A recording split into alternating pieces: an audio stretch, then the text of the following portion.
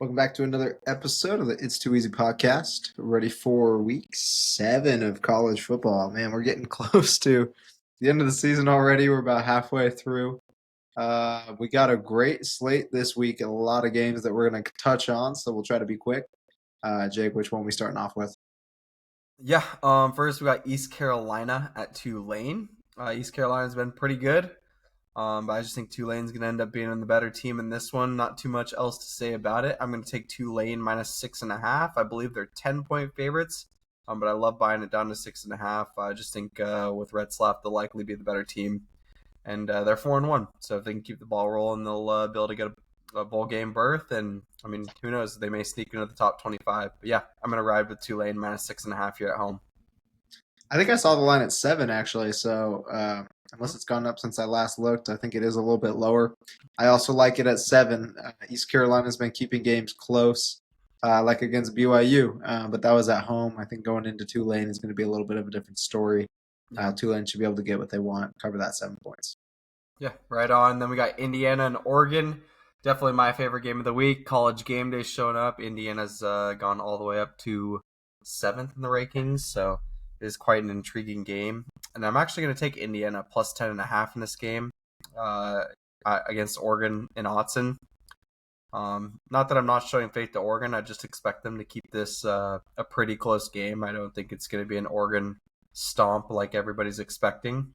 And Indiana, I mean, with Cignetti as their coach, has been just a completely different program and a different team. And Mendoza is one of the favorites to win the Heisman Trophy right now, right alongside Dante Moore. So this could be one of those games where we end up seeing a shootout. But at the same time, both defenses have been playing really well. So I really don't know how it's going to turn out. I just expect it to be a fun game and a close game. And yeah, I'll stick with Indiana plus 10.5. These teams have matched up 3 times ever, and all 3 games have been between 48 and 51 points total. And we have an over-under of 56.5. So I'm leaning on the under. Yeah. I am also going to take Oregon minus 4, though. Love Fernando Mendoza. We talked about it preseason that he could be a long shot for the Heisman, and here he is with a top 10 ranked team looking good. However, he's never beaten a ranked team in the top 15, including a whole lot of picks against him when he does play good teams. So I could see Dante Moore and him exchanging picks potentially in this game to make it a little bit lower scoring. But I think Oregon comes away with the win. I think they cover 7, but I'm going to buy it to 4. Yeah, right on. Then we got Ohio State and Illinois. I believe Ohio State is 13 or 14.5 point favorites. I'm going to buy it down to 9.5. I expect Ohio State will likely win this game by around 20 points. But I think 9.5 is a very safe bet. I think they're right now the best team in college football. You got your Oregons, your That's it. Indiana's, That's the list. you got your Oregons, your Indiana's, your Miami's, that are all kind of right there as well. But I just think that right now Ohio State's on a bit of a different level. Defensively, they just look pretty unstoppable. So I expect their defense to step up and be able to rush Altmaier in this game. And yeah, I think they won't have any issue covering 9.5. I must say though, I'm not a huge fan of Sayin so far. Obviously, he's got a ton of weapons, so anything can make a QB look good. But yeah, I'm not a huge fan of Sayin so far. I don't know how that'll go as the year progresses. Hopefully, they'll find a way to lose a couple games and give Oregon a little bit more of a light at the end of the tunnel. But for now, it's just been all Ohio State, so I'm going to stick with it. Yeah, this is a huge line for a game on the road in Illinois. I can't bet on Altmaier, though. I think he's terrible, Yeah. as you all know. But 14's crazy, so I'll probably buy it down to 9.5 with you. I can't imagine Illinois scoring more than 14 against what the defense we've seen. Yeah. But also, Ohio State's offense has been buns. Like they're probably averaging under 28, I'd imagine. And so it's kind of hard to see if they can put up points, but I could feel out a 34-14 in a cover. So Yeah. I'll That buy it sounds about down. right. I'll buy it down to 9.5 and take it at that with you. Yeah, for sure. Then we got Bama Mizzou. Bama's 4-1, Mizzou's 5-0. This is going to be a pretty interesting game. I believe the Missouri quarterback was the Rula. former backup over at Penn State. So I think that's actually pretty intriguing. The fact that Penn State lets him go, and here he is balling with this Mizzou team. Poor Penn State, man, just got beat by UCLA at the Rose Bowl. I mean, that's a pretty tough loss to lose to Speaking an of 0-4 bones, team. Jerry Newhasel, first game as offensive coordinator, head coach, can't remember which. Um, but man, he called a hell of a game. So yeah, super impressive. Nico was able to actually get something going, which was surprising to see. But yeah, I think Bama and Mizzou. I like Bama in this game. I like the way they've bounced back after that Week 1 loss against Florida State. I think a lot of that Week 1 loss was just it being the first week of the season and the fact that Castellanos had so much experience versus a Ty Simpson who didn't have any experience. And Ty Simpson's looked a lot better the last few games, especially in that game against Georgia. And I just expect Bama to play a much tougher game. I think the team's kind of rallying a little bit more against Kalen DeBoer now. And I just have a little bit more faith in them than I did at the beginning of the season. So I'm going to stick with Bama on the money line. Hopefully this will be a defensive game. Bama's been going through the gauntlet. They had Georgia at Georgia. They just had a tough Vandy game. Now they got Missouri, Tennessee, South Carolina, LSU, Oklahoma, all in a row. I don't So know how that that's not the number one hardest schedule in college football. There, it's the third hardest. I was that's like, tough. that's crazy. That doesn't include their loss to Florida State at the beginning of the year or the Iron Bowl that's going to end the season either. Yeah, So that's a tough schedule. I think this is a big one that they have to get on the road against Missouri. Like you said, Prabula's been balling from Penn State. He played a couple games as a backup for them, at least a lot of fourth quarters when they already had big leads, and he looked good. So he's been looking good this year. Only one turnover. Only one turnover as well for Ty Simpson throwing a pick, and that was in the first game. He's been flawless. Actually, I think he just threw a second this last game against Vandy, but he's looked pretty good considering I'm not a big fan of his. But I think they need a big win, and they're going to go get a big win on the road. Don't love the 3.5, so I like the money line play here. yeah, and I think that this game is honestly going to give us a little bit of a preseason look into who's going to win the SEC because I think these are two of the stronger teams in the SEC this year. Obviously, they got a lot in the top 15, but Missouri's been looking incredible. Alabama obviously is on a run now after beating Georgia. I can imagine them closing it out undefeated the rest of the way. So I think that this could be a quick preview into what an SEC championship game could look like. So let's see how it looks. Go Bama. Then we got Pitt and Florida State. Don't know what it is this year. I just don't love Pitt. I think it's the same quarterback. They've had it for a few years, but I'm just not high on them. After that loss to West Virginia, I just think they're super inconsistent, and I don't have any faith in them at all. And then on the flip side, you got Florida State that's actually ended up losing 2 games after beating Bama to start the season. So a little bit of a shock there. They are back at home in this game. I believe 6.5 or 7.5 point favorites, maybe a little bit more than that. But either or, I'm going to buy it down to 6.5 for Florida State in this game. I feel like they should be able to cover a touchdown. I do really like Castellanos as a quarterback coming from Boston College. He's got a lot of experience and he's actually been doing pretty well for the team. Even in the losses, I think he's actually been all right. It's just kind of a matter of which defense shows up. Feels like one week their defense could allow 3 or 10, then the next weekend they end up giving up 45. So it's just been pretty crazy so far. A bit of a roller coaster on the defensive end, and I expect them to settle down and create some havoc here against Pitt's quarterback. Yeah, Eli Holstein's been there for a while, throws a lot of picks. I think Florida State capitalizes cover 7. I think that's enough said. Yeah. Yep, for sure. Then probably game of the week in my favorite, or in my opinion, other than Indiana, Oregon getting college game day, you got the Red River rivalry between Oklahoma and Texas. Another game that I'm honestly going to love. I can't wait to watch this weekend. This college football week is just going to be madness. Like, there's so many good games this week, so I hope everybody's got their eyes glued.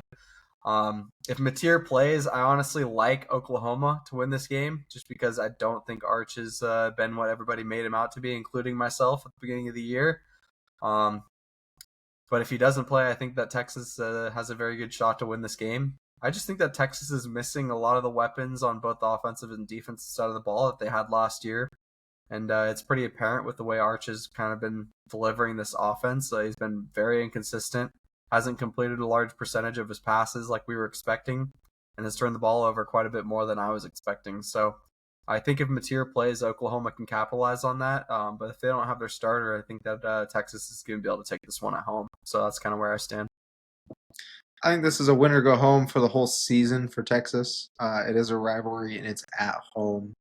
in an even pick'em game, I like Texas to get it done. Sark just got asked about their loss, and he gave a BS answer, and he should have owned up to it, and he didn't. But I feel like that's what Sark does, and he always follows it with a win. So I'm going to take him to get it done. Yeah. I do like Oklahoma. We talked about Mateer at the beginning of the year. Love him. So if he plays, it'll be an interesting one. Another game I could see both teams leading. So if you have a live bet preference, you can find your team with plus points in this game. Yeah, for sure. Then we got Iowa State at Colorado. Right now, I believe they're only 2.5-point favorites or 3.5-point favorites. I just don't think Colorado's looked all that great. I don't think with their roster, I really trust them a whole lot. They got a couple good wide receivers and a couple good defensive players, but other than that, they just seem pretty midfield. And Iowa State's been pretty good. I don't know kind of what the status is of the injuries they had. So I'd like to see a couple of those players back. But I like Iowa State minus 2.5 here on the road at Colorado. I just don't think it's that tough a place to play.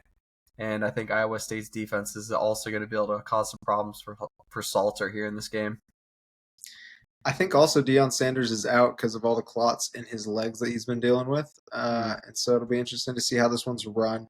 To me, it feels like a very weird line as well, which kind of seems trappy. And maybe it's like a do it for Deion kind of week. Yeah.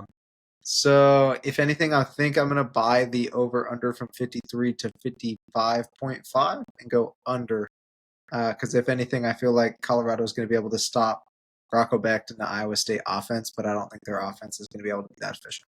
Yeah, fair enough. Then we got Nebraska and Maryland. Maryland lost a bit of a heartbreaker after being up huge on Washington last week. Fourth quarter, they just kind of crumbled. And Nebraska on the flip side has been a lot better this year. Still obviously had that one loss that is starting to play a big factor into this picture in the Big Ten. But I think Maryland at home is going to be a decent buy here, up to 10.5. I think they're going to be able to kind of right the ship from kind of falling apart in the fourth quarter last week. At least I hope. And I don't think Nebraska's kind of been as impressive with their quarterback Dylan Raiola as everybody was expecting at the start of the year. So I think Nebraska the last few weeks has really relied on special teams to play a big factor in these games. And if Maryland can allow that not to happen, I think they should be able to cover the 10.5 here at home. Yeah, I don't have a play for this one. I feel like I haven't been able to get much of a read on Maryland. Had Washington in the last week, and then they were down 20-0 in the fourth quarter. Before the rally, that was just luck at the end. So I'm just going to stay away. Yeah, fair enough. Then we got TCU and Kansas State. TCU, although they did lose that game to Arizona State, have looked pretty solid this year. I think this game's going to all depend on how much Josh Hoover turns the ball over, and I don't expect him to in this game. I think he's got that out of his system against Arizona State, and I expect him to go on the road here to Kansas State and be able to get a big W. So I'm going to stick with TCU on the money line. Probably another no play for me. It's at Kansas State, so I would initially lean Kansas State +4 in a game that usually I feel like goes back and forth. I feel like Avery Johnson and Josh Hoover are pretty much the same quarterback. But TCU's looked a lot better thus far, so I would kind of think they're going to win. But being at home for Kansas State would make me lean on them with the points, so I'm just not going to touch it. Yeah, fair enough. Next game I found that I really loved, Air Force at UNLV. UNLV is 5-0 or 4-1 so far this year. I don't know. I think they're undefeated. But regardless, they've been looking pretty impressive with the former Florida coach as their head coach. And I think they're only like 4.5 or 5.5 point favorites. So I'm going to stick with UNLV on the money line here. Again, no play there. We've had UNLV a few times in some big games, and they have looked pretty solid throughout the year. So I wouldn't be surprised if they got it done. But I don't know too much about Air Force this year. Yeah, I think they're 1-4 so far this year. So I was just like, wow, 5.5. I guess I'll just take UNLV and ride it. So we'll see how it goes. Then Arkansas and Tennessee. I believe Tennessee is 12.5 or maybe 13.5 point favorites in this game. I'm going to buy it down to 9.5. I think after that loss against Georgia, Tennessee's been trying to kind of refigure out who they are as a team, and I expect them to be able to dominate in this game against Arkansas. After those first 2 wins, Arkansas has dropped 3 straight, so I expect another one to kind of fall here for them, and just being on the road against this Tennessee team It's going to be 110,000 in that stadium and gets rowdy in there, and I expect Tennessee to play well. So, yeah, I'm going to take Tennessee minus 9.5. The over-under in this game is 68.5, and it started at 69.5, which is insanity for a 14-point Buy it up to 72 and take it. line. I don't know. It could be a 70-14 game with the way Tennessee's been playing against some teams. I kind of feel like this could be an upset. So I also feel like Tennessee should win by 30. Yeah. But Taylor Green's been solid. You kind of mentioned it before. He throws picks a lot against good teams. So my initial lean would be buy it down to Tennessee. But just for the heck of it, I'm going to take them underdogs. They are getting, I think it's 12.5 right now. So I'm going to bump it up to 14 and take Arkansas to cover. Yeah, fair enough. Then we got Florida and Texas A&M. Florida obviously just had that massive win against Texas last week, but didn't look all too sharp before that. Texas A&M on the flip side has actually been very good so far. I think they're bumped all the way up to the 5th-ranked team in the nation. Beat Notre Dame earlier this year and had a pretty impressive win last week against, I can't remember who it was. Auburn? Mississippi State? Mississippi State? Yeah, something like that. Some SEC team.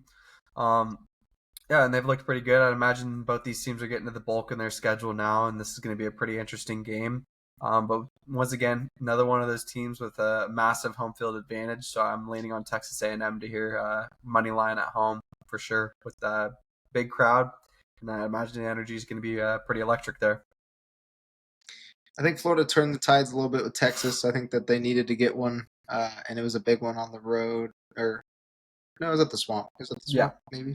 Yeah. Either way, got a big win against what was a good team originally, top 5 ranking. Now they're not ranked. Joining Penn State and Clemson unranked. I like the plus Texas. 8 for Florida.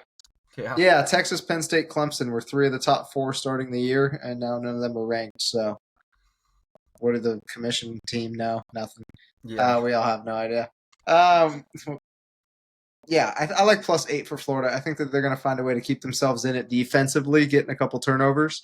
And I do think DJ Lagway has been hit and miss, and I think this is a game where Texas A&M's defense isn't that good that he should be able to get some momentum and build some confidence and keep it going. Yeah, I like that too. Then we got Georgia and Auburn. Another fun game. I think Georgia's like a 3.5-point favorite here on the road against Auburn. Auburn's actually been pretty good with that former Oklahoma quarterback, Riley Arnold. So I've been having a little bit of a back and forth in this, but I think I'm just going to stick with Georgia on the money line. After that loss against Bama, I think they got to get right back on track, and Kirby Smart's not a coach that really loses 2 straight, especially not in the past 10 years. So I'm just going to stick with Georgia on the money line. Yeah, this is a weird one. Jackson Arnold, but yeah, he's been solid for him. Kind of dual threat at times. Georgia's defense has just been so bad, which is shocking. But I think that they're going to come away with a win. They got to put it together, and Auburn's not typically known for a great offense. So I think that they come away with a win. It might not be pretty. It could be a 3-point win, so I like the money line play. Yeah, fair enough. Then we got Michigan and USC. Been super back and forth on this in my head. Just because USC looks so fraudulent on the defensive side of the ball in that Illinois game, it just kind of scares me. They are back at home in this one. I do think they're getting a couple of defensive starters back this week. So I'm going to stick with SC on the money line and say tail with caution. Just because you never know when Michigan's going to turn it on as well. They're usually super solid on the defensive end. And then offense, you don't know what Bryce Underwood's going to give you, especially in his first year in college football. So I'd say tail it cautiously, but I'm liking USC. I love when they play well on offense. They're super fun to watch. I think they're easily one of the most talented teams at the wide receiver position. And their running game's been starting to get going more recently. So hopefully they can kind of put it all together. The defense can have a good game, and if all that can happen, I don't see a reason they shouldn't be able to win this game. Yeah, I'm going to take USC at plus 3. I feel like it's going to be similar to last year, where I think Michigan starts up, USC takes the lead and kind of controls most of the game, and Michigan can fight back at the end. I'm not sure if Michigan's going to be able to pull it off again this year like they did last year with, I think it was 2 seconds on the clock or something, to win 27-24. But I do think that Michigan should be able to run the ball effectively, like you mentioned. Two of the starters, one being a corner, one being a linebacker, were out for SC last week. They have been without Jacoby Lane for 3 weeks now, and he is supposed to be back. So USC's offense should be rolling between him and Kyle Lemon. They've been running the ball well, which I don't know if that'll continue as much against a Michigan defense. But again, Michigan hasn't looked as good as normal. So I would expect USC to get the win at home. Um, but I'm going to take it at +3. Might even just live bet it when Michigan gets a lead. Yeah, right on. Love that. And then South Carolina LSU, another really interesting SEC game this week. Another game that I'm kind of going back and forth on in my head, but I'm just going to stick with the LSU money line here at home. I think at home they've been a little bit of a different team, and their defense is definitely one of the best in the nation. But their offense has been honestly very questionable, considering they have Nussmeier in his second or third year. Just a bit shocking how bad they've been on the offensive side of the ball. But I just don't think South Carolina is all that anybody's made them up to be so far this year. And I just don't see them being able to win this game in LSU on the road. So I'm going to stick with LSU on the money line. Yeah, this game's giving me like 48-14 vibes. Like I feel like LSU should dominate them. But I want to root for South Carolina because they were good last year. I love Lenora Sellers, but their offense has been really bad all year. They haven't gotten anything going. Their defense has been decent, so I think it's going to be a matter of can their defense get stops against Garrett and the home crowd. All it takes is one big run and the momentum's there, or one turnover and the momentum shifts. So I would probably lean on LSU to cover 10, but my heart is with buying South Carolina to 17 and taking it. So I might just stay away from this one. Should be an interesting game. Yeah, for sure. Couple more interesting ones on my slate. I know you got a few additionals, but BYU and Arizona. I think Arizona's a 1-point favorite at home here against BYU. I love this game. I've kind of been all over these two teams so far to open the season, and for the most part, been on the right side of things. I'm hoping I can kind of keep that rolling. But we got BYU. I'm going to take BYU on the money line. I just think that they're going to be the better team, better than Arizona. I hope that their defense puts up a little bit of a better showing than they had the last couple weeks, and I'd feel a little bit more comfortable with it. But the fact they're 1-point dogs, you could probably buy it to 3.5 and feel a little bit more safe. But I just feel like this BYU team is a bit of a wagon when they get rolling. So as long as they can start early, I don't see any reason they shouldn't win this game. So I'm going to stick with them on the money line. Yeah, we've been all over BYU. Talked about them early on in the year being a top 25 team when they weren't ranked until I think 2 weeks ago, maybe. Now sitting at 5-0 has not been pretty. Growing pains the last couple weeks specifically. Bears' first game on the road, tough one at ECU. Got it done against Colorado late. And then this week, West Virginia, they pretty much handled, but their offense started clicking. But they're really a good run team, and they weren't able to do that against West Virginia. So I think it was confidence building for Bear to be able to go in at home and sling the football, have a couple turnovers, and still come away with a big win. And against Arizona, they should be able to run the ball more effectively than they did last week. Again, another road one, so I don't think Bear's going to be perfect, but I think it should be enough to get the job done. Arizona's just kind of been hit and miss. And I don't think that they really have too many offensive threats. So it'll be interesting to see how well Fafita can take care of the ball because BYU's defense has been pretty bad. And I think that's going to be the telling sign of this game. So even buying BYU to +4, I think should be good because I think they'll come away with a win. If they lose, I think it'll be in a close game. Yeah, fair enough. And then the final game on my slate, Arizona State and Utah. Another game that I've been pretty back and forth on. I love Dillingham, so I'm just going to end up riding Arizona State +10.5 in this game. I believe it's only like a 5.5 or 6.5 point line.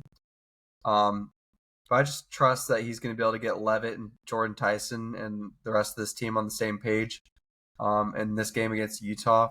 And Arizona State's defense has also been pretty good again this year, so I do hope that they'll keep them in this game and Levitt will be able to deliver hopefully a win for this team, but if they're within 10.5, I'll be safe. So I'm just going to stick with it there. I'm going to take the Utes at home to get it done. I'm not going to take the points. I'll take 3. I think Utah will win. I don't know how much they'll win by, so I'm just going to take it at -3. Yeah, right on. And I know you had a few extra games, so why don't you get through those? Yeah, the one specific game I was thinking of right off the tops was Kansas and Texas Tech is a 14.5 point line. Texas Tech is in the top 10. They're at 5-0. Morton's back for his eighth year or whatever he's on now.